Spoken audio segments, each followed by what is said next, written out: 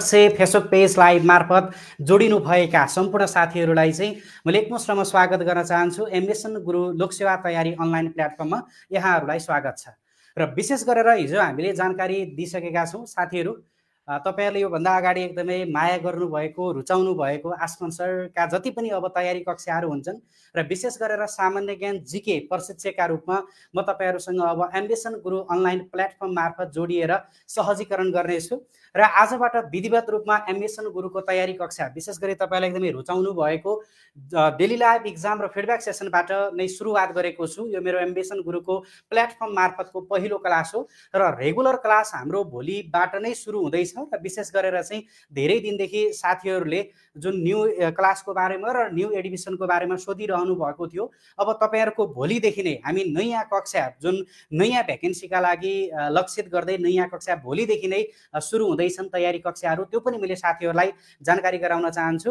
र एम्बिसन गुरुको online platform मार्फत प्रत्यक्ष फेसबुक लाइभ मार्फत सुनिरहनु भएका सम्पूर्ण साथीहरूलाई स्वागत छ। र हरेक दिन बेलुका 9:15 बजेदेखि भइरहेको डेली लाइभ इक्जाम र फिडब्याक सेसन अब एम्बिसन गुरुको अनलाइन प्लेटफर्म मार्फत म तपाईँहरूसँग जोडिनेछु। र यसै गरेर फेसबुक पेज लाइभ भने चाहिँ तपाईँहरूको आसमान उपाध्याय फेसबुक पेजबाट नै हुनेछ। तपाईँहरू आसमान उपाध्याय फेसबुक पेजबाट जोडिनु हुनेछ भने मैले प्लेटफर्म चाहिँ एम्बिसन गुरुको प्लेटफर्मबाट तपाईँहरूसँग जोडिनेछु। तपाईँहरू चाहिँ साथीहरू अरू साथीलाई पनि जानकारी दिनु पर्यो र हरेक दिन बेलुका 9:15 बजेको समयमा विशेष गरेर तपाईँहरूसँग जोडिन्छु। र विगतमा पनि विभिन्न लोकसेवा तथा शिक्षक सेवाको प्रतियोगितात्मक परीक्षाहरूमा एकदमै सफल मानिएको डेली लाइभ इक्जाम र फिडब्याक सेसन र यसै गरेर लोकसेवा आयोगतर्फ प्राविधिक अपराविधिक, शिक्षक सेवा आयोगतर्फ प्रावि निभावी मावि, सुरक्षा निकायतर्फ असै इन्सपेक्टर, विभिन्न सरकारी ब्याङ्किङ सङ्गठित संस्था लगायत यदि तपाईँहरूले पनि पाठ्यक्रममा जिके छ र जिकेको तयारी गरिरहनु भएको छ भने विशेष गरेर प्राविधिक धारतर्फका साथीहरू र अप्राविधिक धारतर्फका सबैजना साथीहरूलाई उपयोगी हुने गरी हरेक दिन बेलुका 9:15 बजेको समयमा म तपाईँहरूसँग लेखक तथा प्रशिक्षक आसमान उपाध्याय सहजीकरणको लागि जोडिने गर्दछु। साथीहरू जोडिने क्रममा हुनुहुन्छ, अबको केही बेरमै म तपाईँहरूलाई चाहिँ जिके फिडब्याक सेसन सुरु गर्ने छु। अब तपाईँहरूलाई अवगत नै छ साथीहरू, यो सेसनको मुख्य उद्देश्य भनेको दूर दरारमा रहेका साथीहरू पढाइबाट चाहिँ वञ्चित हुनु हुँदैन है भन्ने उद्देश्यका साथ हाम्रो चाहिँ सशुल्क पनि अरू संस्थाभन्दा एकदमै डिटेलमा डेप्थमा रहेर चाहिँ राम्रो कन्टेन्टका साथ तपाईँहरूको चाहिँ सेसन हुने नै छ। सशुल्क पनि र निशुल्क पनि तपाईँहरूलाई केही सेवा दिन सकिन्छ भनेर एम्बिसन गुरु अनलाइन प्लेटफर्मबाट 9:15 बजेको समयमा हरेक दिन बेलुका म तपाईँहरूसँग फिडब्याक सेसनका साथ जोडिनेछु है त। ल अब मैले धेरै तपाईँहरूको व्याख्या गरिनँ किनकि साथीहरू जोडिने क्रममा हुनुहुन्छ र समय पनि व्यतीत भइसकेको कारणले गर्दा तपाईँहरूलाई चाहिँ मैले धेरै टाइम लिन र प्रत्यक्ष फेसबुक लाइभ मार्फत जोडिनु भएका साथीहरूले चाहिँ यसलाई व्यापक रूपमा सेयर गर्दै सहभागी जनाऊ है। र अब मैले धेरै सेयर चाहिँ अब साथीहरूलाई भनिराख्न परेन किनकि सबैजना साथीहरूले चाहिँ अरू साथीहरूलाई माझलाई पुर्याउँदै यो लाइभ सेसनलाई चाहिँ सहभागी जनाउनु होला। नमस्ते एभ्रिवान, सबैजना साथीहरूलाई चाहिँ आजको सेसनमा मैले स्वागत गरेँ है त। के छ, मेरो आवाज क्लियरली सुनिरहनु भएको छ? के छ साथीहरूले च्याट गर्नुहोस् त। Am I audible?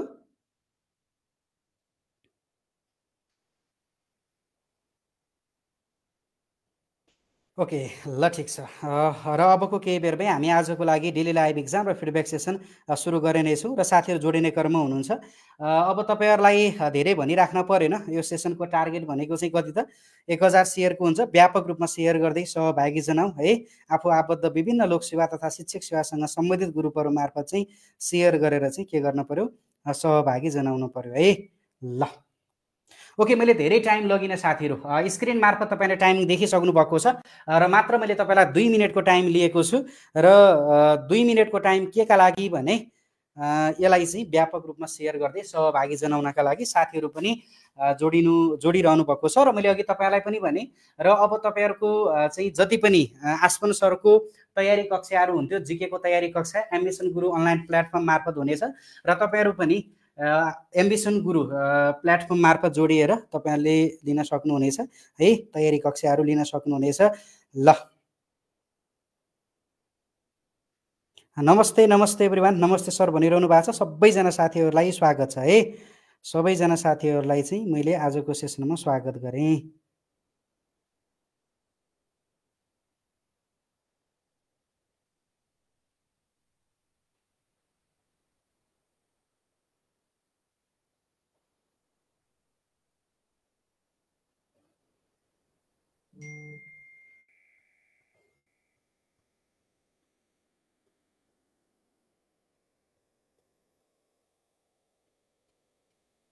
नमस्ते नमस्ते एभ्रिवान, सबैजना साथीहरूलाई स्वागत छ है। प्रत्यक्ष फेसबुक पेज लाइभ मार्फत जोडिनुभएका सम्पूर्ण साथीहरूलाई चाहिँ मैले स्वागत गर्न चाहन्छु।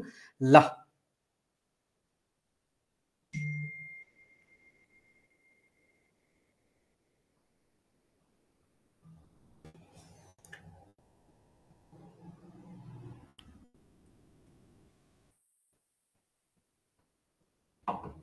ओके,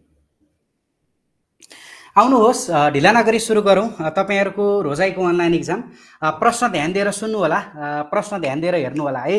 अब यो संस्था छोड्यो उ गर्यो भन्दा पनि साथीहरू, मेरो चाहिँ अब तयारी कक्षा एम्बिसन गुरु मार्फत हुनेछ, अरू कुरा नगरौँ है त। ल, र यसै गरी स्क्रिन मार्फत टाइमिङ देखिसक्नु भएको छ। र आजको लागि पहिलो नम्बर प्रश्न ल हेर्नुहोस्, र पहिलो नम्बर प्रश्न चाहिँ ध्यान दिएर हेर्नु होला, ध्यान दिएर सुन्नु होला।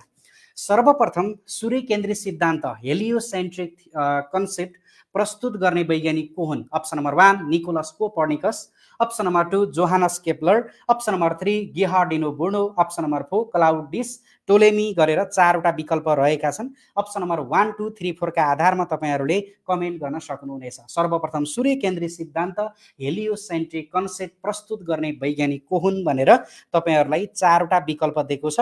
अप्सन नम्बर 1, 2, 3, 4 का आधारमा साथीहरूले चाहिँ कमेन्ट गरौँ है त। सबैजना साथीहरूलाई आजको सेसनमा मैले स्वागत गरेँ है। नमस्ते एभ्रिवान, आजको सेसनमा स्वागत छ है त।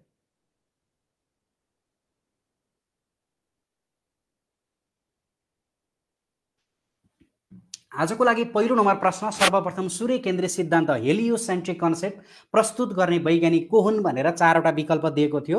र अब एकैछिन तपाईँहरूले यता चाहिँ स्क्रिन मार्फत चाहिँ हेर्नुहोस् है त। ल, अब हामी फिडब्याक सेसनतिर लागौँ। के छ, सुनिरहेको छ? केही साथीहरूलाई कन्फ्युज भयो भने मजाले तपाईँहरूले चाहिँ राख्न सक्नुहुन्छ है।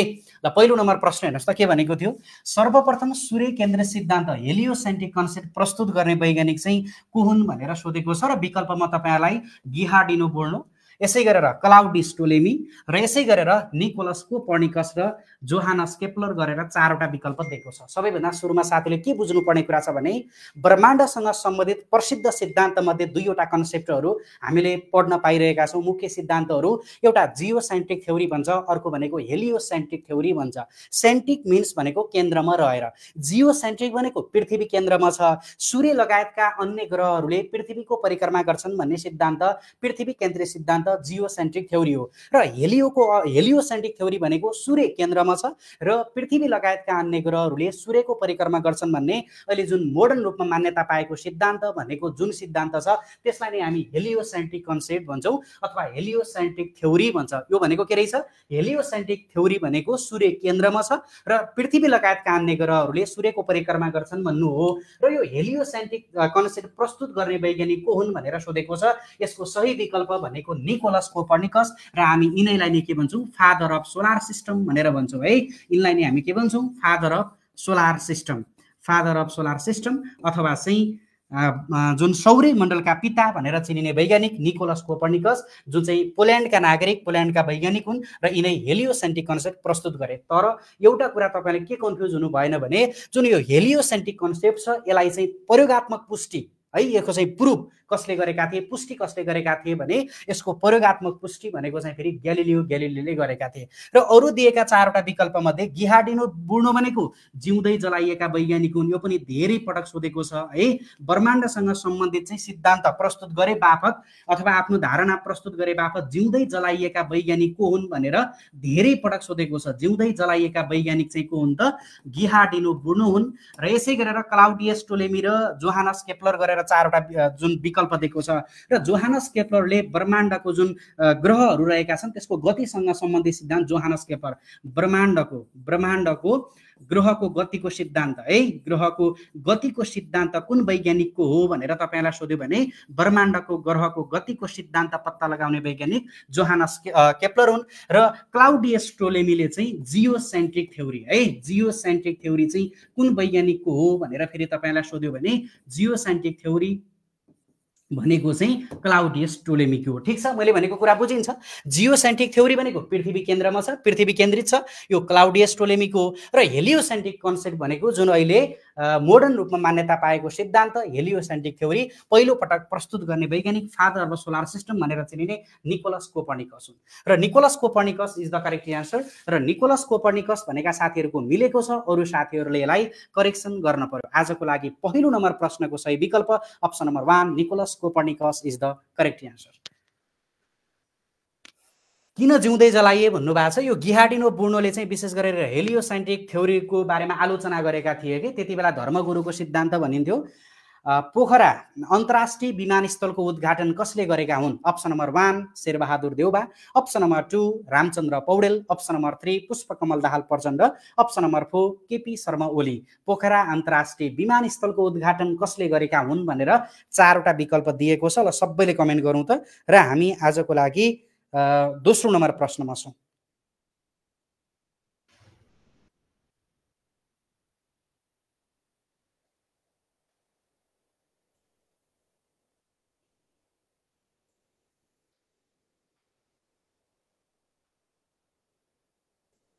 ल हेर्नुहोस्, पोखरा अन्तर्राष्ट्रिय विमानस्थलको उद्घाटन कसले गरेका हुन् भनेर 4वटा विकल्प रहेको छ। शेरबहादुर देउबा, रामचन्द्र पौडेल, पुष्पकमल दाहाल प्रचण्ड, केपी शर्मा ओली गरेर 4वटा विकल्प दिएको छ। र अस्ति भर्खरै कुन इक्जाममा सोधेको छ यो प्रश्न चाहिँ। तपाईँले यसमा बुझ्नुपर्ने कुरा चाहिँ के छ भने जुन अन्तर्राष्ट्रिय विमानस्थलको सङ्ख्या भनेको अहिले 3वटा छ है।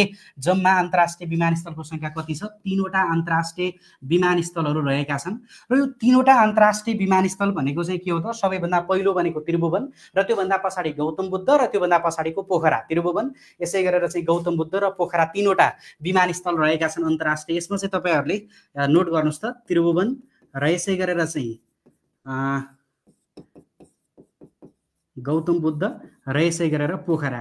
अब यसमा बुझ्नुपर्ने कुरा जुन तपाईँलाई उद्घाटनको कुरा गरेको छ, त्रिभुवन अन्तर्राष्ट्रिय विमानस्थल जुन पहिलो विमानस्थल छ यो भनेको चाहिँ राजा महेन्द्रद्वारा 2012 सालमा यसको उद्घाटन गरिएको है। 2012 सालमा कसले उद्घाटन गरेका हुन् त? राजा महेन्द्रले चाहिँ उद्घाटन गरेका हुन् पहिलो अन्तर्राष्ट्रिय विमानस्थल। र त्यसपछि अर्को दोस्रो गौतम बुद्ध अन्तर्राष्ट्रिय विमानस्थल भनेको चाहिँ शेरबहादुर देउबाले 2079 जेठ 2 गते, यो पनि जानिराख्नुहोस्, 2079 जेठ 2 गते कसले? शेरबहादुर देउबाले उद्घाटन गरेका थिए। शेरबहादुर देउबाले उद्घाटन गरे। र यसै गरेर अर्को तपाईँलाई विकल्पमा पोखरा अन्तर्राष्ट्रिय विमानस्थलको कुरा गर्छ। र पोखरा अन्तर्राष्ट्रिय विमानस्थल भनेको 79 पुस 17 गते 2079, यसै गरेर पुस 17 गते कसले गरेका हुन् त? यो भनेको चाहिँ पुष्पकमल दाहाल प्रचण्डले चाहिँ उद्घाटन गरेका हुन्।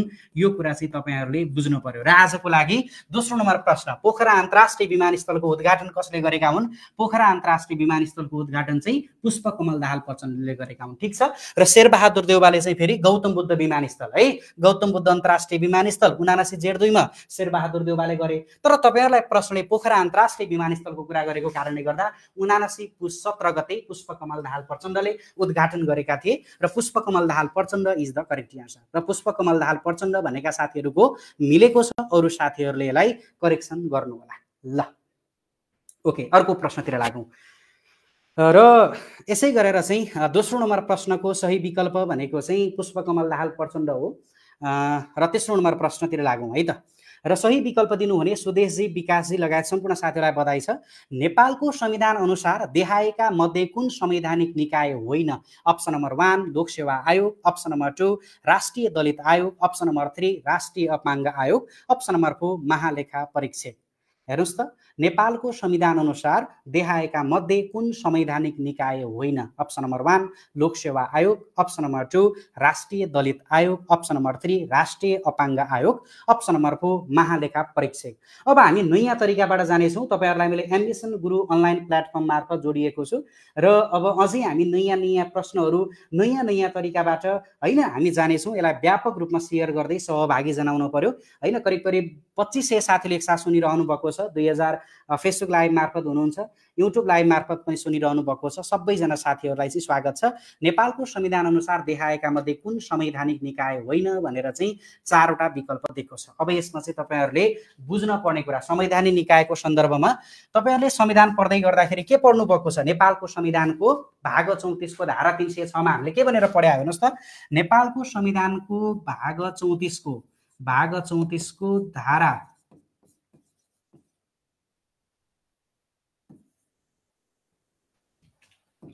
यसमा चाहिँ के भनेको छ भने विशेष गरेर भाग 34 को धारा 306 मा चाहिँ 306 मा के भनेको छ भने परिभाषा र व्याख्याको कुरा गरेको छ।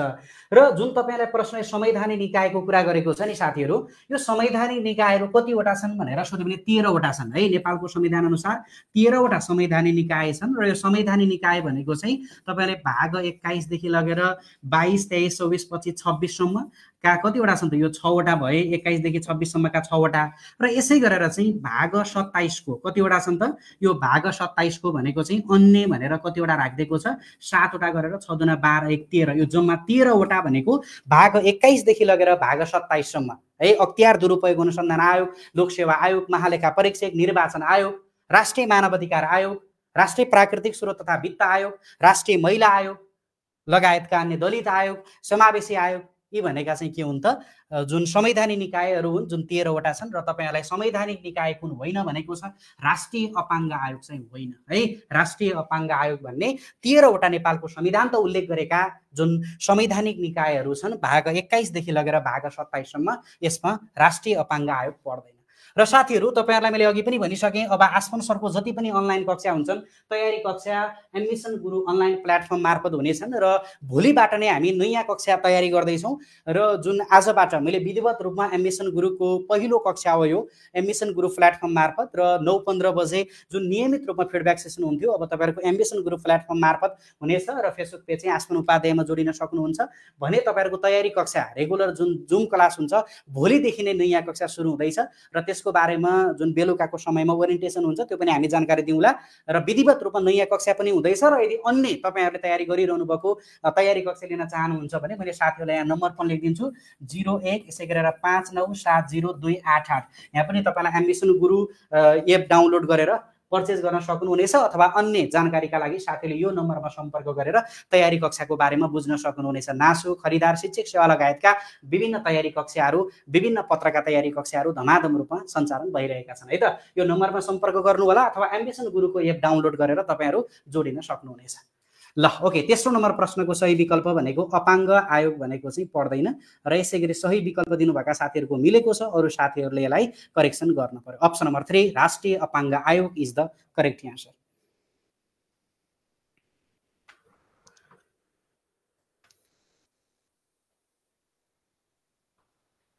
चौथो नम्बर प्रश्नमा लाऊ, युरोप महादेशको दक्षिणी सिमानामा रहेको सागर कुन हो? अप्सन नम्बर 1 लाल सागर, अप्सन नम्बर 2 भूमध्य सागर, अप्सन नम्बर 3 बेरिङ सागर, अप्सन नम्बर 4 काला सागर है। युरोप महादेशको दक्षिणी सिमानामा रहेको सागर कुन हो? अप्सन नम्बर 1 लाल सागर, अप्सन नम्बर 2 भूमध्य सागर, अप्सन नम्बर 3 बेरिङ सागर, अप्सन नम्बर 4 काला सागर गरेर 4वटा विकल्प दिएको छ। अप्सन नम्बर 1, 2, 3, 4 का आधारमा साथीहरूले कमेन्ट गर्न सकिन्छ है त।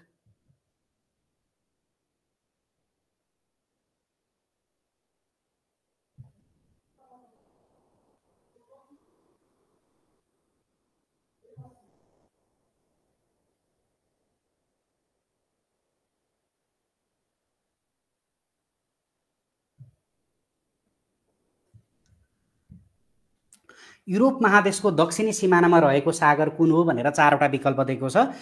लाल सागर, भूमध्य सागर, बेरिङ सागर र यसै गरेर काला सागर। अब के बुझ्नु पर्यो भने जुन तपाईहरुलाई चाहिँ युरोपको कुरा गरेको छ, युरोप कन्टिनेन्टको कुरा गरेको छ, र युरोप कन्टिनेन्टको अथवा युरोप महादेशको हामीले के भनेर पढ्या हो? ए आसुभु भनेर पढ्या हो कि होइन? ए आसुभु भनेको के हो त? यो ए आसुभु भनेको चाहिँ हेर्नुस् है, यो ए आसुभु भनेको चाहिँ के हो भने विशेष गरेर ए भनेको एसिया, यो भनेको पूर्वतिर उत्तरतिर छ एसिया, अनि यसै गरेर आ भनेको आन्ध्र महासागर भयो, अनि यसै गरेर सु भनेको सुमेरु यो उत्तरतिर छ, र यसै गरेर भूमध्य सागर मेडिटेरियन सी भनेर भन्छ इङ्ग्लिसमा भूमध्य सागर। यो चाहिँ गत वर्ष शिक्षक सेवा आयोग प्राविलाई योभन्दा अगाडि सोधेको क्वेसन हो आधारभूत तहलाई। अब यहाँ के बुझ्न पर्यो भने युरोपको कुरा गर्दैछु, युरोप कन्टिनेन्टको हेर्नुहोस् है, युरोप कन्टिनेन्टको चाहिँ पूर्वतिर के छ, युरोप कन्टिनेन्टको पूर्वतिर एसिया छ, यसै गरेर पश्चिमतिर के छ आन्ध्र महासागर छ, पूर्वमा एसिया, पश्चिममा आन्ध्र, अनि यसै गरेर पूर्व पश्चिम, उत्तरमा के छ, उत्तरमा सुमेरु छ, र यसै गरेर दक्षिणमा के छ, दक्षिणमा चाहिँ के छ भूमध्य सागर छ। र गत वर्ष शिक्षक सेवा आयोग आधारभूत तहलाई सोधेको क्वेसन एउटा यो पनि हो, भूमध्य सागर मेडिटेरियन सी भनेको चाहिँ तीनवटा महादेशको बीचमा छ, र त्यो महादेश भनेको एसिया, युरोप र अफ्रिका। एसिया, युरोप र अफ्रिकाको बीचमा रहेको महासागर सागर चाहिँ कुन हो भनेर सोधेको थियो, भूमध्य सागर, अथवा यसलाई इङ्ग्लिसमा मेडिटेरियन सी भनेर भन्छ। र यही भूमध्य सागर भनेको युरोप महादेशको कतातिर दक्षिणतिर छ, यसै गरेर एसियाको चाहिँ पश्चिमतिर भयो, र यसै गरी अफ्रिकाको उत्तरतिर रहेर तीनवटा चाहिँ महादेशको सिमाना छोएको छ यो भूमध्य सागरले। यो पनि जानिराख्नु होला, सोधिसकेको छ, भूमध्य सागर Mediterranean Sea is the correct answer. र आजको लागि चौथो नम्बर प्रश्न मेडिटेरियन सी भूमध्य सागर भनेका साथीहरूको मिलेको छ, अरू साथीहरूले यसलाई करेक्सन गर्न पर्यो है त। ल, चौथो नम्बर प्रश्नको सही विकल्प अप्सन नम्बर 2 भूमध्य सागर मेडिटेरियन सी।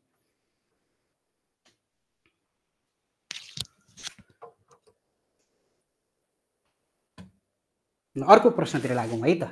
आजको लागि पाँचौं नम्बर प्रश्न, T20 वर्ल्ड कप 2026 एसिया क्वालिफायरको सुपर 6 को उपाधि कुन मुलुकले जितेको छ? Option number 1 UAE, option number 2 Nepal, option number 3 Japan, option number 4 Oman. हेर्नुहोस् त, T20 वर्ल्ड कप 2026 एसिया क्वालिफायरको सुपर 6 को उपाधि कुन मुलुकले जितेको छ? Option number 1 UAE, option number 2 Nepal, option number 3 Japan, र अप्सन नम्बर 4 ओमान गरेर चारवटा विकल्प रहेको छ है। ल हेर्नुहोस्, T20 वर्ल्ड कप 2026 को एसिया क्वालिफायरको सुपर 6 को उपाधि कुन मुलुकले जितेको छ?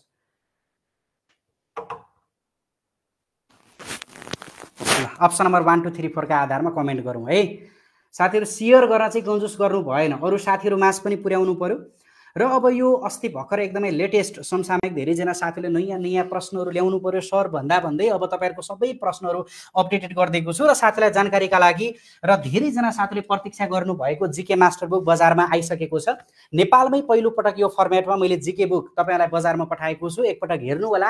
अवश्य पनि तपाईँलाई मनपर्नेछ। 5 वर्षको मिहिनेतबाट कम्प्लिट रूपमा जिके बुक चाहिँ यो फर्मेटमा तपाईँहरूलाई मैले बजारमा पहिलोपटक पठाउँदैछु। यो फर्मेटमा 5 वर्षको मिहिनेत हो, र मिहिनेतका लागि पनि हेर्दिनु होला। अझै तपाईलाई जिके पढ्न बुझ्न सजिलो हुनेछ। पाठ्यक्रममा जिके भएका सबैजना साथीले हेर्नै पर्ने जिके बुक जिके एमसीक्यू मास्टर एकपटक नजिकको बजारमा हेर्नु होला। काठमाडौँ भ्याली भित्र र बाहिर सबत्र बजारमा उपलब्ध भइसकेको छ जिके एमसीक्यू मास्टर। ल अब अगाडि बढौँ है त। ल हेर्नुहोस्, आजको लागि तपाईँलाई 5औं नम्बर प्रश्न के भनेको थियो भने T20 वर्ल्ड कप 2026 एसिया क्वालिफायरको सुपर 6 को उपाधि कुन मुलुकले जितेको छ भनेर चारवटा विकल्प दिएको छ, ओमान, नेपाल, जापान र UAE। अब यो सुपर 6 को कुरा गर्ने हो भने विशेष गरेर T20 वर्ल्ड कप 2026 एसिया क्वालिफायरको विजेता सुपर 6 मा चाहिँ यो विजेता भनेको 5वटामा 5वटै टेबलको 5वटामा 5वटै खेल जितेर नेपालले चाहिँ के गर्यो त विजेता भएको थियो भने नेपाल भनेको के भयो विजेता भएको थियो र उपविजेता है विजेता भएछ। यो चाहिँ नेपाल भनेको के भयो त नेपाल भनेको चाहिँ विजेता भयो। हेर्नुस् है, नेपाल भनेको के भयो त विजेता भयो भने उपविजेताको कुरा गर्न सक्छ। उपविजेता भनेको चाहिँ ओमान भएको थियो। एउटा यो कुरा जान्न पर्यो। र यो भनेको एसिया क्वालिफायर है, T20 वर्ल्ड कपका लागि एसिया क्वालिफायरबाट नेपाल चाहिँ विजेता भयो, सुपर 6 को उपाधि जित्यो र उपविजेता ओमान भएको थियो। र जुन पोइन्ट टेबलको 5वटामा 5वटै खेल जितेको नेपाल र यसै गरेर अर्को चाहिँ उपविजेता भएको ओमान र यसै गरेर चाहिँ UAE, तीनवटा चाहिँ एसिया कन्टिनेन्टबाट अथवा एसिया क्वालिफायरबाट चाहिँ छुनौट भएका थिए। तीनवटा मुलुकहरू कुन कुन हुन् सोध्न सक्छ। T20 वर्ल्ड कप 2026 एसिया क्वालिफायरबाट छुनौट हुने तीनवटा मुलुकहरू भनेको विजेता नेपाल भइहाल्यो सुपर 6 को उपाधि जितेको, उपविजेता ओमान र अर्को भनेको UAE है। र यो UAE पनि के भएको थियो त वर्ल्ड कपमा छुनौट भएको छ एसिया क्वालिफायरबाट र तपाईलाई उपाधि भनेको चाहिँ विजेता नेपाल भएको थियो। Nepal is the correct answer र नेपाल भनेका साथीहरूको मिलेको छ। अरू साथीहरूले यसलाई करेक्सन गर्न सक्नुहुनेछ। आजको लागि 5औं नम्बर प्रश्नको सही विकल्प option number 2 Nepal is the correct answer. ल अर्को प्रश्नतिर लागौँ है। र आजको लागि 6औं नम्बर प्रश्न तपाईहरुले स्क्रिन मार्फत देखिसक्नु भएको छ। 5औं नम्बर प्रश्नको सही विकल्प भनेको नेपाल हो है।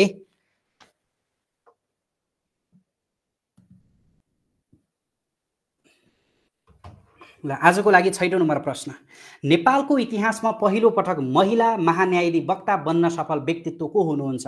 Option number 1 Savita Bhandari, option number 2 Savita Pariyar, option number 3 Savita Thapa, option number 4 Savita Karki. नेपालको इतिहासमा पहिलो पटक हालसालै महिला न्यायाधिवक्ता बन्न सफल व्यक्तित्व चाहिँ को हुनुहुन्छ? हालसालै चाहिँ पहिलो पटक महिला न्यायाधिवक्ता बन्न सफल हुनुभएको छ र सफल व्यक्तित्व को हुनुहुन्छ भनेर 4वटा विकल्प दिएको छ। र विकल्पमा तपाईहरुलाई चाहिँ के भनेको छ भने सविता भण्डारी, यसै गरेर सविता परियार, सविता थापा र सविता कार्की गरेर 4वटा विकल्प रहेको छ है। ल अप्सन नम्बर 1 2 3 4 का आधारमा तपाईहरुले कमेन्ट गर्न सक्नुहुनेछ। सविता भण्डारी, सविता परियार, सविता थापा, सविता कार्की। ल अब यो मिति सहित जान्न पर्छ साथीहरु। नेपालले पहिलो पटक अन्तरिम सरकारको रूपमा प्रमुखका रूपमा है नेपाल विशेष गरेर चाहिँ पहिलो पटक प्रधानमन्त्री पाएको छ र हालसालै नै पहिलो पटक महिला न्यायाधिवक्ता महान्यायाधिवक्ता पनि पाएको छ पहिलो पटक नेपालकै इतिहासमा। र तपाईलाई को हुनुहुन्छ भनेर सोध्यो। अब यसमा चाहिँ एउटा मिति जान्न पर्यो, एउटा कतिौं हुनुहुन्छ पनि जान्न पर्यो र अर्को भनेको को हुनुहुन्छ जान्न पर्यो है। अब हेर्नुस् त को हुनुहुन्छ भन्ने सन्दर्भमा त सबैलाई थाहा छ को त सविता भण्डारी है।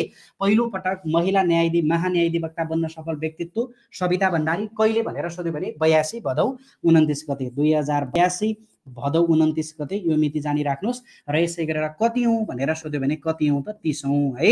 30औं महान्यायाधिवक्ताका रूपमा सविता भण्डारी 2082 भदौ 29 गते महिला न्यायाधिवक्ताको रूपमा के हुनु भएको छ नियुक्ति हुनु भएको छ। र अर्को कुरा तपाईहरुलाई 29औं को हुन् यो भन्दा अगाडिको निवर्तमान भनेर सोध्न सक्छ रमेश बडाल। रमेश बडाल 81 साउन 2 गते 2081 यसै गरेर साउन 2 गते चाहिँ रमेश बडाल भएका थिए। र यो रमेश बडाल भनेका चाहिँ कतिौं हुन्? रमेश बडाल भनेको चाहिँ 29औं यो भन्दा अगाडिका रमेश बडाल। र यसैगरी पहिलो त सबैलाई थाहा छ पहिलो भनेको को हुन् त? काली प्रसाद उपाध्याय 2009 सालमा बनेका थिए। र यो काली प्रसाद उपाध्याय भनेको पहिलो यो पनि जानी राख्नुस् है। काली प्रसाद उपाध्याय 2009 मा काली प्रसाद उपाध्याय पहिलो पटक चाहिँ महान्यायाधिवक्ता बनेका थिए भने तपाईलाई महिला न्यायाधिवक्ता पहिलोको कुरा गरेको छ। यो भनेको सही विकल्प भनेको सविता भण्डारी। कुनै न कुनै एक्जाममा सोध्न सक्ने प्रश्न हो है यो चाहिँ साथीहरु। सविता भण्डारी पहिलो पटक 30औं चाहिँ महान्यायाधिवक्ता हो। महान्यायाधिवक्ताको इतिहासमा हेर्ने हो भने 30औं र 2082 भदौ 29 गते पहिलो पटक महिला महान्यायाधिवक्ताका रूपमा नेपालको इतिहासमै पहिलो पटक सफल व्यक्तित्व Savita Bhandari is the correct answer. ल सविता भण्डारी भनेका साथीहरुको मिलेको छ, अरु साथीहरुले यसलाई करेक्सन गर्न पर्यो। आजको लागि 6औं नम्बर प्रश्नको सही विकल्प option number 1 Savita Bhandari is the correct answer.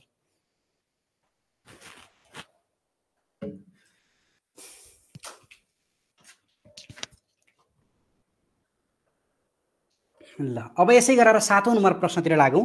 देहायका मध्ये कुन दह धादिङ जिल्लामा अवस्थित रहेको छ पहिचान गर्नुहोस्। तपाईहरुलाई चाहिँ यहाँ 4वटा दहहरु दिएको छ। सुन दह, यसै गरेर मुरली दह, यसै गरेर कालो सेतो दह, यसै गरेर कछुवा दह गरेर 4वटा विकल्प दिएको छ।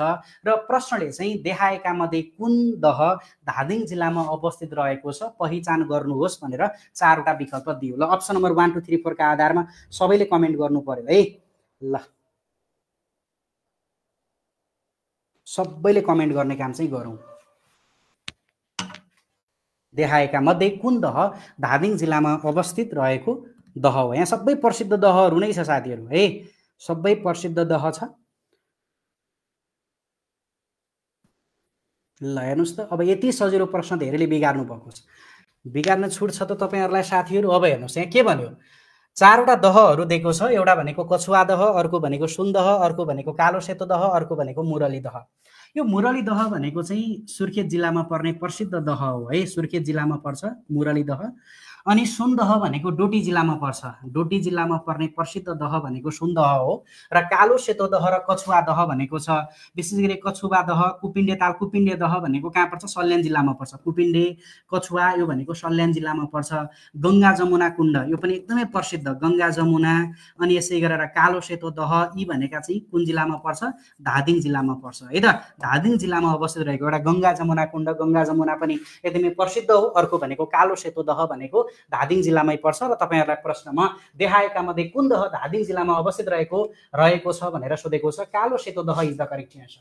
र साथीहरू जानकारीका लागि अब तपाईँहरूको आसमान सरको जति पनि कक्षाहरू हुन्छन् तयारी कक्षाहरू एम्बिसन गुरु अनलाइन प्लेटफर्म मार्फत हुनेछन् र तपाईँहरू पनि जुन हाम्रो नियमित रूपमा 9:15 बजेदेखि भइरहेको तयारी कक्षा जुन फिडब्याक छ यो भनेको चाहिँ आसमान उपाध्याय फेसबुक पेज मार्फत हुनेछ भने तपाईँहरूको चाहिँ जुन रेगुलर क्लास अब मेरो जति पनि तयारी कक्षाहरू हुन्छन् त्यो चाहिँ एम्बिसन गुरु अनलाइन प्लेटफर्म मार्फत हुनेछन् र हामी भोलिदेखि नै नयाँ कक्षा सुरुवात गर्दैछौँ। र मैले अघि तपाईँलाई नम्बर दिइसकेको छु, यहाँ पनि नम्बर छ, तपाईँहरू एम्बिसन गुरुको एप डाउनलोड गरेर सिधै पर्चेस गर्न पनि सक्नुहुनेछ अथवा अन्य कुनै जानकारीका लागि 0159702888 यो नम्बरमा सम्पर्क गरेर साथीहरूले एडमिसनको बारेमा बुझ्न पनि सक्नुहुनेछ। भोलिबाट हामी नयाँ तयारी कक्षा चाहिँ सुरु गर्दैछौँ है त साथीहरू। ल ओके, र मेरो अब अरू यो त्यो भन्ने कुरै छैन, एडमिसन गुरु भन्दा अरू अन्य चाहिँ मेरो कक्षा हुँदैन है।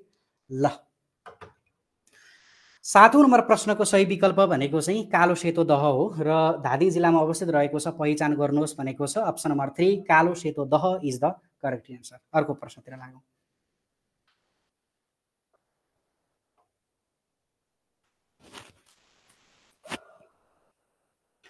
एक भारू बराबर नेहरू 1.60 कायम कहिलेदेखि भएको हो? Option number 1 विक्रमसम्म 2019, option number 2 विक्रमसम्म 2018, option number 3 विक्रमसम्म 2017, option number 4 विक्रमसम्म 2016 है। एक भारू बराबर नेहरू 1.60 कायम कहिलेदेखि गरिएको हो है? 2019, 2018, 2017 र 2016 गरेर 4वटा विकल्प दिएको छ।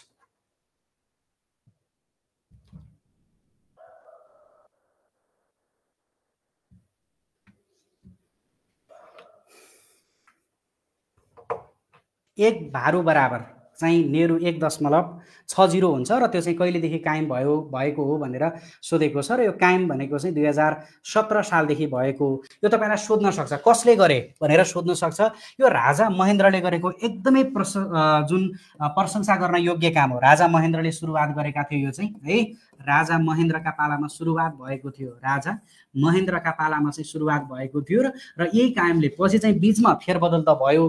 कुनै समय 1.35 पुगेको थियो, 3.9 पुगेको थियो, 4.5 पुगेको थियो, 1.45 र हुँदै हुँदै 1993बाट फेरि एक भारू बराबर 1.60 कायम भएको थियो। अहिले यही नै रहेको छ, एक भारू बराबर नेहरू 1.60 र यो पहिलो पटक कायम भएको कहिलेदेखि हो भनेको छ 2017 राजा महेन्द्रको पालादेखि यो सुरुवात भएको थियो है त। 2017 वैशाख 1 देखि यो कायम भएको हो र यसको सही विकल्प 2017 इज द करेक्ट एन्सर। 2017 वैशाख 1 गतेदेखि कायम भएको थियो। Option number 3 विक्रमसम्म 2017 is the correct answer है। 2017 वैशाख 1 गतेदेखि कायम भएको है।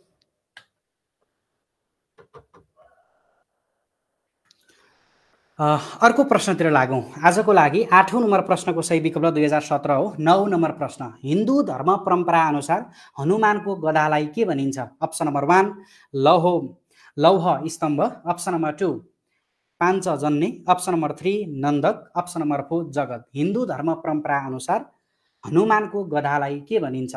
लौह स्तम्भ, यसै गरेर पाञ्चजन्य, यसै गरेर नन्दक र अप्सन नम्बर 4 जगत। र प्रश्न चाहिँ तपाईलाई हिन्दू धर्म परम्परा अनुसार हनुमानको गधालाई चाहिँ के भनिन्छ भनेर सोधेको छ। ल कमेन्ट गर्नुहोस् है।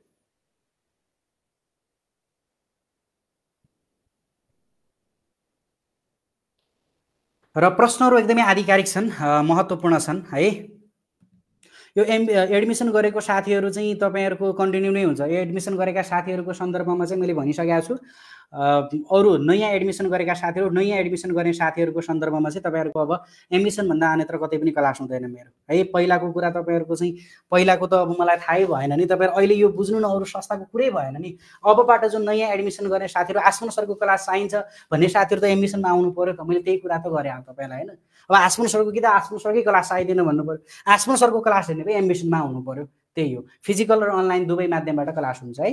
ल ओके, 9 नम्बर प्रश्न हेर्नुहोस् त, हिन्दू धर्म परम्परा अनुसार हनुमानको गधालाई के भनिन्छ भनेर जगत, यसै गरेर चाहिँ पाञ्चजन्य, नन्दक र लौह स्तम्भ गरेर 4वटा विकल्प दिएको थियो। र यो 4वटा विकल्प जुन जगत अथवा चाहिँ कतै कतै अजगब भनेर पनि पढ्नुभयो होला, यो चाहिँ रामको धनुलाई है, रामको धनुलाई चाहिँ अजगब अथवा जगत भनिन्छ।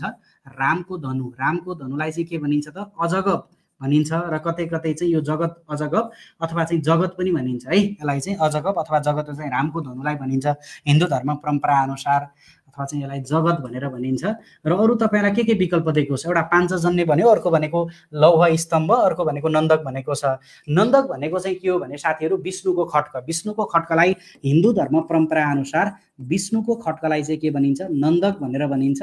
र अर्को तपाईँलाई पाञ्चजन्य भन्यो, पाञ्चजन्य भनेको के हो त, कृष्णको शङ्ख, कृष्णको शङ्खलाई चाहिँ कृष्णको शङ्ख है, श्री कृष्णको शङ्खलाई चाहिँ पाञ्चजन्य भनेर भनिन्छ भने तपाईँहरूलाई दिएको हिन्दू धर्म परम्परा अनुसार हनुमानको गधालाई भनेको छ लौह स्तम्भ इज द करेक्ट एन्सर। लौह स्तम्भ भनेका साथीहरूको मिलेको छ, अरू साथीहरूले यसलाई करेक्सन गर्न पर्यो। आजको लागि 9 नम्बर प्रश्नको सही विकल्प अप्सन नम्बर 1 लौह स्तम्भ है। फिजिकल माध्यमबाट र अनलाइन माध्यमबाट दुवै माध्यमबाट क्लास हुन्छ साथीहरू।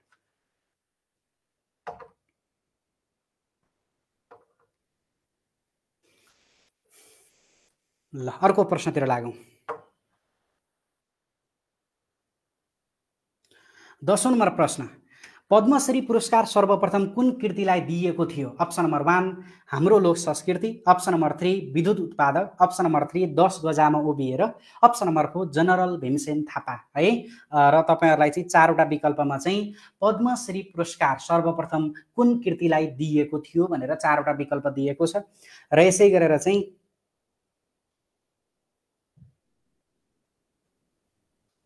चारवटा विकल्प हाम्रो लोक संस्कृति, विद्युत उत्पादक, 10 गजामा उभिएर, जनरल भीमसेन थापा।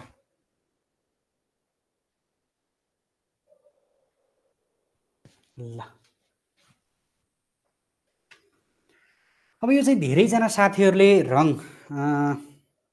कमेन्ट गरिरहनु भएको छ है, हाम्रो लोक संस्कृति, विद्युत उत्पादक, 10 गजामा उभिएर, जनरल भीमसेन थापा। अब यहाँ धेरैले हाम्रो लोक संस्कृति भने, हाम्रो लोक संस्कृति भनेको चाहिँ पहिलोपटक मदन पुरस्कार पाएको होइन साथीहरू, अलिकति पढौँ साथीहरू है, यो भएन।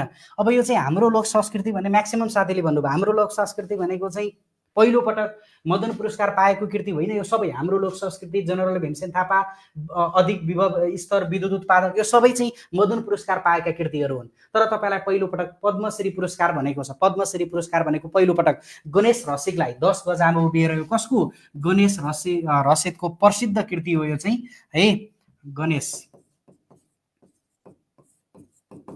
प्रसिद्ध कृति हो 10 गजामा उभिएर। र पहिलोपटक पद्मश्री पुरस्कार कृति प्राप्त गरेको कृति भनेको चाहिँ 10 गजामा उभिएर हो। कसको हो भनेर सोध्न सक्छ, गणेश रसिकको हो है, गणेश रसिकको हो। र कहिले स्थापना भएको थियो? 2067 सालमा स्थापना भएको थियो। 2067 सालमा स्थापना भएको, 2067 सालमा स्थापना भएको पद्मश्री पुरस्कार गणेश रसिकलाई पहिलोपटक 10 गजामा उभिएर कृतिका लागि प्रदान गरिएको थियो। 10 गजामा उभिएर इज द करेक्ट एन्सर। बुझिन्छ? हाम्रो लोक संस्कृति भनेका साथीहरू बुझिरहनु भएको छ। हाम्रो लोक संस्कृतिलाई मदन पुरस्कार दिएको थियो पहिले, यो तीनटै हो, हाम्रो लोक संस्कृति, जनरल भीमसेन थापा, विद्युत उत्पादक, यो सब मदन पुरस्कार पाएका कृति हुन् पहिलोपटक है। र 10 गजामा उभिएर भनेर सही विकल्प दिनुभएका साथीहरूको मिलेको छ, अरू साथीहरूले यसलाई करेक्सन गर्नु पर्यो है त। ल र 10औं नम्बर प्रश्नको सही विकल्प दिनुहुने सम्पूर्ण साथीहरूलाई एकमुष्टमा बधाई छ। र मानव शरीरको लागि आवश्यक खनिज पदार्थ देखाएका मध्ये कुन हो? अप्सन नम्बर 1 बोसो, अप्सन नम्बर 2 फलाम, option number 3 calcium, option number 4 iodine. Sir ambition गुरु किन जानुभयो भन्नुभएको छ। एम्बिसन गुरु जानु भनेको तपाईँलाई पढाउन सहजीकरण गर्न सजिलो हुन्छ भनेर हो, किनकि फिजिकल माध्यमबाट, अनलाइन माध्यमबाट चाहिँ पढाउन सजिलो हुन्छ र तपाईँहरूलाई चाहिँ सहजीकरण गर्न सजिलो हुन्छ भनेर हो, त्यही हो है। किनकि तपाईँहरूलाई सहजीकरण गर्नु नै हाम्रो उद्देश्य हो कि होइन, त्यही हो। तपाईँलाई सहजीकरण गर्न आसमन सरलाई चाहिँ एम्बिसन गुरु प्लेटफर्म मार्फत सजिलो लाग्यो, त्यही कारणले गर्दा मैले एम्बिसन गुरु जोइन गरेँ, तपाईँहरूकै लागि जोइन गरेँ फिजिकल माध्यमबाट पनि पढाउन पाइयो, अनलाइन माध्यमबाट पनि पढाउन पाइयो, हो कि होइन? ल, मानव शरीरका लागि आवश्यक खनिज पदार्थ देखाएका मध्ये कुन होइन? अप्सन नम्बर 1 बोसो, अप्सन नम्बर 2 फ्लाम र यसै गरेर चाहिँ क्याल्सियम र आयोडिन गरेर 4वटा विकल्प दिएको छ र 4वटा विकल्पका आधारमा जुन खनिज पदार्थको सन्दर्भमा चाहिँ यो जुन बोसो भनेको छ नि, यो बोसो भनेको खनिज पदार्थमा पर्दैन, यो बोसो भनेको चाहिँ चिल्लो पदार्थ हो है। यो बोसो भनेको के हो त? बोसो भनेको चाहिँ चिल्लो पदार्थ हो भन्ने कुरा बुझ्न पर्यो। चिल्लो पदार्थ हो यो बोसो भनेको। र जुन दिएका विकल्पहरू जुन छन् आयोडिन, क्याल्सियम, फ्लाम र यो जुन खनिज पदार्थको मैले कुरा गरिहालेँ, यो खनिज पदार्थ भनेका यस्ता कुराहरू हुन् जुन चाहिँ पौष्टिक तत्त्वहरूसँग रासायनिक प्रतिक्रिया भएर एउटा केमिकल रियाक्सन भएर महत्त्वपूर्ण काम गर्ने गर्छन्। यिनी भनेका चाहिँ थोरै आवश्यक हुन्छन् तर नभई नहुने चिज पनि हुन्छ। जस्तै इक्जाम्पलको लागि आयोडिन, नुन भनेको के हो त? थोरै आवश्यक हुन्छ। त्यो थोरै अत्याधिक मात्रामा फेरि आयोडिन आवश्यक हुने होइन, आवश्यक हुन्छन्, थोरै मात्रामा आयोडिन हुन्छन् तर नभई हुँदैनन् नि, हो त्यस्ता कुराहरू पर्छन् यसभित्र। तर यो चाहिँ बोसो भने चाहिँ पर्दैन। यो बोसो भनेको चाहिँ चिल्लो पदार्थ हो। मानव शरीरका लागि आवश्यक पर्ने खनिज पदार्थमा आयोडिन, क्याल्सियम र फ्लाम पर्छ भने यो बोसो चाहिँ पर्दैन है। ल, बोसो इज द करेक्ट एन्सर। बोसो चिल्लो पदार्थ हो साथीहरू। र बोसो भनेका साथीहरूको मिलेको छ, अरू साथीहरूले यसलाई करेक्सन गर्न पर्यो। आजको लागि 11औं नम्बर प्रश्नको सही विकल्प अप्सन नम्बर 1 बोसो।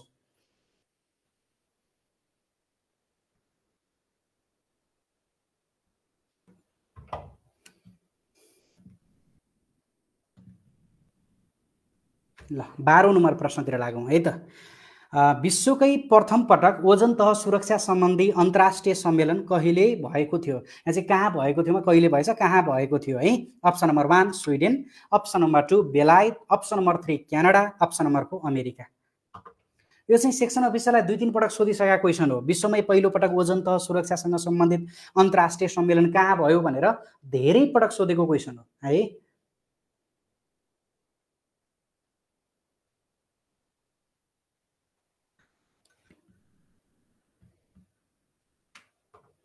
ल, हेर्नुहोस् त, र प्रश्नहरू एकदमै आधिकारिक छन् साथीहरू है। आफ्नो वालमा सेयर गरेर सुरक्षित साथ राख्नु पर्यो, अरू साथीहरूलाई पनि पुर्याउनु पर्यो।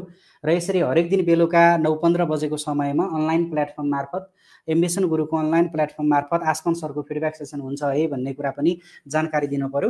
र ओजन तह सुरक्षासँग सम्बन्धित अन्तर्राष्ट्रिय सम्मेलन कहाँ भएको थियो भनेर तपाईँलाई 4वटा विकल्प दियो। यो कहाँ मात्रै भनेर भएन, कहिले र कहाँ दुइटै जान्नुहोस् है। यो ओजन तह सुरक्षासँग सम्बन्धित पहिलो अन्तर्राष्ट्रिय सम्मेलन सबभन्दा सुरुमा कहाँ भयो भन्ने कुरा जान्नु पर्यो र कहिले भयो पनि जान्नु पर्यो। कहिले भयो? 1987 मा भएको थियो है। 1987 मा भयो। र कहाँ भयो भनेर तपाईँलाई सोध्यो भने मन्ट्रियलमा भएको थियो। कहाँ भयो? मन्ट्रियलमा है। अब यो मन्ट्रियल भनेको कहाँको? क्यानाडाको मन्ट्रियलमा भएको थियो। क्यानाडा भनेको देश भयो र मन्ट्रियल, क्यानाडाको मन्ट्रियलमा 1987 मा पहिलो पटक ओजन तह सुरक्षासँग सम्बन्धित अन्तर्राष्ट्रिय सम्मेलन सम्पन्न भएको थियो। र तपाईँहरूलाई क्यानाडा, अमेरिका, स्विडेन र बेलायत गरेर 4वटा विकल्प दियो। Canada is the correct answer. र स्विडेन हामीले के पढेका छौँ? स्विडेन, स्टकहोम स्विडेन भनेको चाहिँ वातावरण मुद्दासँग सम्बन्धित पहिलो अन्तर्राष्ट्रिय सम्मेलन चाहिँ फेरि स्विडेनमा भयो। यो त सबैलाई थाहा छ हो कि होइन? स्विडेनको स्टकहोममा पहिलो पटक वातावरण मुद्दासँग सम्बन्धित सम्मेलन भएको थियो भने तपाईँहरूलाई ओजन तह सुरक्षासँग सम्बन्धित क्यानाडाको मन्ट्रियलमा भएको थियो। ल, क्यानाडाको मन्ट्रियल। र क्यानाडा भनेका साथीहरूको मिलेको छ, अरू साथीहरूले यसलाई करेक्सन गर्न पर्यो है त। आजको लागि 12औं नम्बर प्रश्नको सही विकल्प option number 3 Canada is the correct answer. ल, अरू प्रश्नतिर लागौँ। यो अनावश्यक कुरा नगरौँ है साथीहरू। तपाईँहरूलाई मैले भनिरहेको छु, जुन तपाईँहरूलाई चाहिँ प्लेटफर्म मैले तपाईँलाई भनिसकेँ, तपाईँलाई पढाउन सजिलो हुन्छ अनि यसै गरी अनलाइन फिजिकल दुवै माध्यमबाट सहजीकरण हुन्छ, तपाईँहरूकै लागि जोडिया हो। र विशेष गरेर चाहिँ बेस्ट प्लेटफर्म एम्बिसन गुरु मार्फत तपाईँले अन्य तयारी कक्षा, शिक्षक सेवा, लोक सेवासँग सम्बन्धित अनलाइन फिजिकल दुवै माध्यमबाट विभिन्न पत्रका भइरहेका छन्। Grab the opportunity. भोलिबाट नयाँ कक्षा हुन्छ है। देखाएका मध्ये कुन सार्क शिखर सम्मेलन नेपालमा आयोजना भएको छैन? अप्सन नम्बर 1 10औं, अप्सन नम्बर 2 तेस्रो, अप्सन नम्बर 3 11औं, अप्सन नम्बर 4 18औं। ल, देखाएका मध्ये कुन सार्क शिखर सम्मेलन नेपालमा आयोजना भएको छैन है? 10औं, यसै गरेर चाहिँ तेस्रो, 11औं, 18औं। यो चाहिँ प्रासलाई, शिक्षा प्रासलाई यो चाहिँ विशेष गरेर शिक्षा प्रासलाई कोशी प्रदेशलाई 5औं तहमा गत वर्ष सोधेको क्वेसन हो। नेपालमा देखाएका मध्ये कुन सार्क शिखर सम्मेलन सम्पन्न भएको छैन भनेर। अहिलेसम्म नेपालमा 3वटा सार्क शिखर सम्मेलनहरू सम्पन्न भइसकेका छन्। हेर्नुहोस् त, नेपालमा हालसम्म कतिवटा सार्क शिखर सम्मेलन सम्पन्न भइसकेका छन् त? 3वटा सार्क शिखर सम्मेलनहरू है। 3वटा सार्क शिखर सम्मेलनहरू के भइसकेका छन्? सम्पन्न भइसकेका छन्। 3वटा सार्क शिखर सम्मेलनहरू नेपालमा सम्पन्न भइसकेका छन्। र त्यो भनेको के हो? एउटा भनेको 3rd हो, अर्को भनेको चाहिँ 11औं हो, र अर्को भनेको 18औं। अहिलेसम्म नेपालमा 3वटा सार्क शिखरहरू सम्पन्न भइसकेका छन्। र तपाईँलाई प्रश्नले सार्क शिखर सम्मेलन नेपालमा आयोजना भएको छैन भनेको छ, 10औं चाहिँ होइन है त। र 10औं इज द करेक्ट एन्सर। र 10औं भनेका साथीहरूको मिलेको छ, अरू साथीहरूले यसलाई करेक्सन गर्न पर्यो। अहिलेसम्म नेपालमा 3रो, 11औं र 18औं गरेर 3वटा सार्क शिखर सम्मेलनहरू नेपालमा आयोजना भएका छन् है त।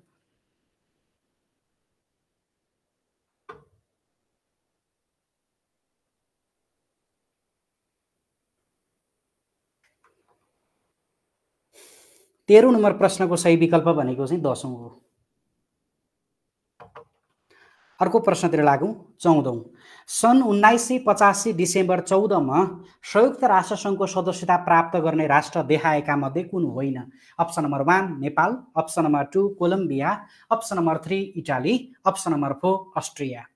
1955 डिसेम्बर 14मा नेपाल लगायतका विभिन्न 16वटा मुलुकहरूले एकैपटक सदस्यता प्राप्त गरेका थिए, जसलाई हामी प्याकेज डिल भनेर भन्छौँ। र त्यस अन्तर्गत सदस्यता प्राप्त गर्ने प्याकेज डिल मार्फत अथवा 1955 डिसेम्बर 14मा यानोको सदस्यता प्राप्त गर्ने राष्ट्र देखाएका मध्ये कुन होइन? नेपाल, यसै गरेर कोलम्बिया, यसै गरेर इटाली र अस्ट्रेलिया गरेर 4वटा विकल्प दिएको छ है। ल,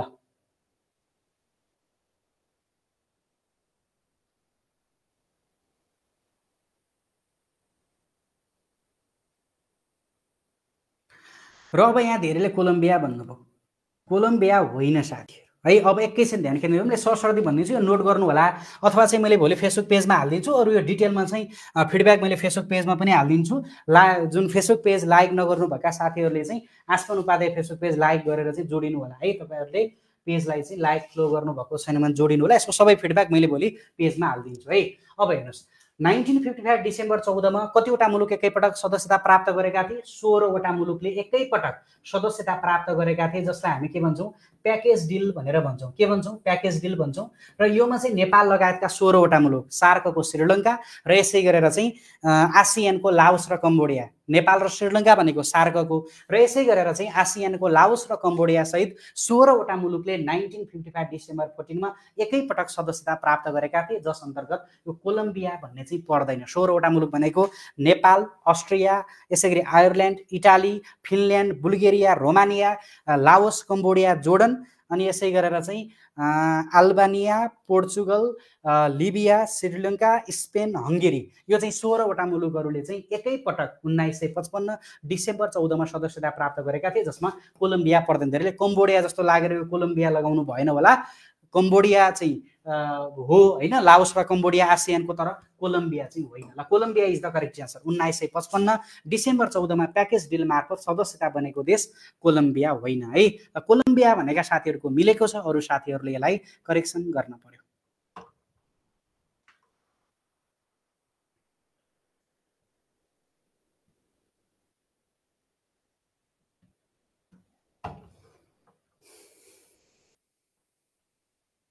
नेपालमा हाल सबैभन्दा बढी घाटामा रहेका संस्थान कुन हो? अप्सन नम्बर 1 हेटौडा सिमेन्ट उद्योग, अप्सन नम्बर 2 नेपाल वायु सेवा निगम, option number 3 is Nepal television, option number 4 Nepal खानेपानी संस्थान।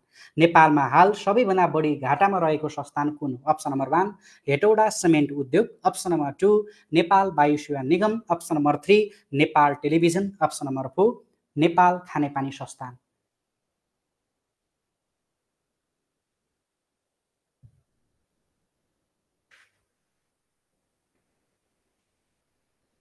ल, नेपालमा हाल सबैभन्दा बढी घाटामा रहेको संस्थान कुन हो? हेटौडा सिमेन्ट उद्योग, नेपाल वायु सेवा निगम, नेपाल टेलिभिजन, नेपाल खानेपानी संस्थान। अब यसलाई चाहिँ विशेष गरेर यो जुन सार्वजनिक संस्थानको वार्षिक स्थिति समीक्षा 2082 अनुसार चाहिँ तपाईँहरूलाई मैले घाटामा रहेका 5वटा लेखाइदिन्छु, नाफाका कुरा कहिलेकाहीँ गरौँला होइन। र अहिले चाहिँ घाटामा रहेका 5वटा टिप्नुहोस् है। घाटामा रहेका 5वटा अहिले यो 2082 घाटामा रहेका 5वटा 2082 को जुन प्रतिवेदन अनुसार विशेष गरेर चाहिँ सबैभन्दा धेरै घाटामा रहेका 5वटा संस्थानहरूको बारेमा तपाईँले बुझ्नुपर्ने कुरा भनेको चाहिँ बाखा हे जसा भनेर पढ्नु पर्यो। के भन्ने? बाखा है, बाखा हे जसा, बाखा हे जसा भनेर पढ्नु पर्यो है त। यो बाखा हे जसा भनेको के त? बा भनेको चाहिँ वायु सेवा निगम, सबैभन्दा घाटामा भएको यो वायु सेवा निगम, नेपाल वायु सेवा निगम हो। र खा भनेको यो खानेपानी संस्थान है, नेपाल खानेपानी संस्थान, खानेपानी संस्थान भनेको दोस्रो घाटामा रहेको खानेपानी संस्थान हो। अनि यसै गरी हे भनेको हेटौडा सिमेन्ट उद्योग। अनि त्यसपछि यो चाहिँ जसा, ज भनेको चाहिँ जनक शिक्षा, सा भनेको चाहिँ सार्वजनिक सेवा है। यो मैले यहाँ सर्टकटमा लेखेँ ल, जनक शिक्षा र यसै गरेर सार्वजनिक सेवा। ल सार्वजनिक सेवा हेर्नुहोस् त, वायु सेवा निगम, खानेपानी संस्थान, हेटौडा सिमेन्ट उद्योग, जनक शिक्षा सामग्री केन्द्र, यसै गरी सार्वजनिक सेवा प्रसारण नेपाल। र यो 5वटा भनेको सबैभन्दा धेरै घाटामा रहेका, यो चाहिँ करम मिलाऊ भनेर सोध्न सक्छ। र सबैभन्दा धेरै घाटामा रहेको नेपाल वायु सेवा निगम इज द करेक्ट आन्सर। 2082 को यो जुन वार्षिक प्रतिवेदन, सार्वजनिक संस्थानको वार्षिक प्रतिवेदन अनुसार सबैभन्दा धेरै घाटामा वायु सेवा निगम रहेको छ। ल अब साथीहरूलाई मैले सञ्चारको अन्तिम चरण आजको लागि मैले फिडब्याक लिएँ र मैले अघि पनि मैले तपाईँलाई भनिसकेँ साथीहरू, अब जति पनि आसमान सरको अनलाइन कक्षा तयारी कक्षा हुन्छन् तपाईँहरूले एममिसन गुरुको अनलाइन प्लेटफर्म मार्फत देख्न पाउनुहुनेछ। फिडब्याक क्लास 9:15 बजेको, यसै गरेर चाहिँ अन्य रेगुलर क्लास पनि तपाईँहरूको एममिसन गुरु अनलाइन प्लेटफर्म मार्फत अनलाइन र भौतिक दुवै माध्यमबाट तयारी कक्षा हुनेछन्। र यदि तपाईँहरू पनि कक्षा चाहिँ लिन चाहनुहुन्छ, लोकसेवा शिक्षक सेवासँग सम्बन्धित विभिन्न रिटनको, यसै गरेर फर्स्ट पेपरको विभिन्न तहका र यसै गरेर चाहिँ विभिन्न पत्रका तयारी कक्षाहरू भइरहेको छन्। एमबिसन गुरुको एप डाउनलोड गरेर र यो नम्बरमा सम्पर्क गरेर तपाईँहरूले 0159702888 मा सम्पर्क गरेर एडमिसन लिन सक्नुहुनेछ है त साथीहरू। ल आजको सेसन तपाईँहरूलाई कस्तो लाग्यो? ल केही कुराहरू सिक्यो कि सिकिएन ल भन्नुहोस्। मैले अघि पनि भने आज चाहिँ पहिलो दिनमा भएको कारणले गर्दा अब आसमान सरलाई तपाईँहरूले पछ्याउँदै गर्दाखेरि तपाईँहरूले चाहिँ के गर्नु, एउटा चाहिँ आफ्नो कौतूहलता चाहिँ सोध्न पाउनु एउटा चाहिँ स्वाभाविकै कुरा हो। मैले स्वाभाविक रूपमा लिएको छु र मैले आज भनिसकेँ, तपाईँ पढ्न आउनुभयो हो, म पढाउन आएको। तपाईँले पढ्ने हो, मैले पढाउने हो। मैले तपाईँहरूलाई के भने विशेष गरेर चाहिँ एममिसन गुरु अनलाइन प्लेटफर्म मार्फत भौतिक र अनलाइन माध्यमबाट तपाईँहरूसँग जोडिन मलाई सहज लाग्यो र यसै गरी सजिलो भएको कारणले गर्दा म तपाईँहरूसँग एममिसन गुरु अनलाइन प्लेटफर्म मार्फत अबबाट जोडिनेछु। योभन्दा अगाडिको कुरा त मैले तपाईँलाई भनेकै छैन नि। अबबाट जति पनि नयाँ साथीहरू हुनुहुन्छ, योभन्दा पछाडि मेरो जति पनि कक्षाहरू हुन्छ एममिसन गुरुबाट हुनेछ भन्ने कुरा मैले साथीहरूलाई जानकारी दिएँ है।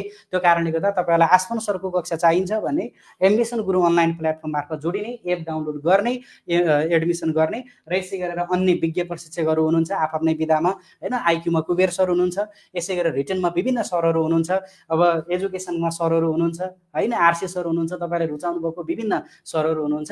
ल त्यही हो कुराकानी। तपाईँहरूलाई चाहिँ मैले 9:15 बजे जुन फिडब्याक सेसन भइरहेको छ यो चाहिँ कन्टिन्यू गर्नेछु, तपाईँहरू पनि जोडिने। र यो जुन आज जति पनि फिडब्याक भयो यसको चाहिँ मैले फिडब्याक एकछिनमा राखिदिन्छु, मैले तपाईँहरूलाई एकछिनमा फेसबुकमा राखिदिन्छु, एकछिनमा फेसबुकबाट हेर्दा पनि हुन्छ है त। ल थ्याङ्क यू साथीहरू, this much for today, thank you. ल अब तपाईँहरूलाई मैले भन्ने कुरा त्यही हो, आज साथीहरूले चाहिँ आफ्नो जिज्ञासा राख्नु स्वाभाविकै हो। तपाईँहरू पढ्न आउनुभयो, मैले पढाउन आएको, साथीहरूले पढ्ने है। ल अब आजको रिजल्ट हेरौँ। 15औं नम्बर प्रश्नको सही विकल्प भनेको नेपाल वायु सेवा निगम र वायु सेवा निगम भनेका साथीहरूको मिलेको छ। अरू साथीहरूले यसलाई करेक्सन गर्ने है।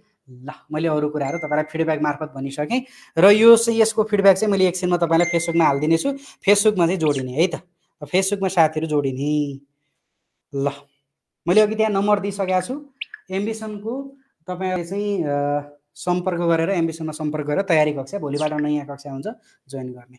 ल आजको लागि विनर हुन सफल हुनुभएको छ सञ्जोग पौडेलजी र सञ्जोग पौडेलजीले 15वटामा 12वटा प्रश्न सही विकल्प दिनुभएको छ, यहाँलाई बधाई छ। द्वितीय स्थानमा हुनुहुन्छ मुना मदनजी, यहाँलाई पनि बधाई छ। र अब अझै नयाँ नयाँ प्रश्नहरू, अझै हामी लेभल 2 का प्रश्नहरू चाहिँ ल्याउनेछु र यसका लागि तपाईँहरूले अरू साथीलाई पनि जानकारी दिने है, यो कुरा बुझ्न पर्यो। र तपाईँहरूलाई मैले सक्ने सेवा भनेको निःशुल्क रूपमा, सशुल्क रूपमा, सशुल्क पनि अरू संस्थाभन्दा होइन, मैले तपाईँहरूलाई चाहिँ जुनसुकै बेला पनि कुनै कम्प्रोमाइज नगरिकन सहजीकरण गरि नै रहेको छु र यसै गरेर चाहिँ फिडब्याक सेसन पनि कन्टिन्यू हुन्छ, त्यो कुरा मैले जानकारी दिएँ। ल यसै गरेर सञ्जोग पौडेलजीलाई बधाई छ र अरू साथीहरूलाई पनि जुन जुन इक्जामको तयारी गरिरहनु भएको छ एकदमै सफलताको शुभकामना, गुड लक। र भोलिको बसाइमा हामी पुनः 9:15 बजे भेट्ने बाचा गर्दै आजको लागि भने बिदा चाहन्छु। नमस्ते, शुभरात्रि।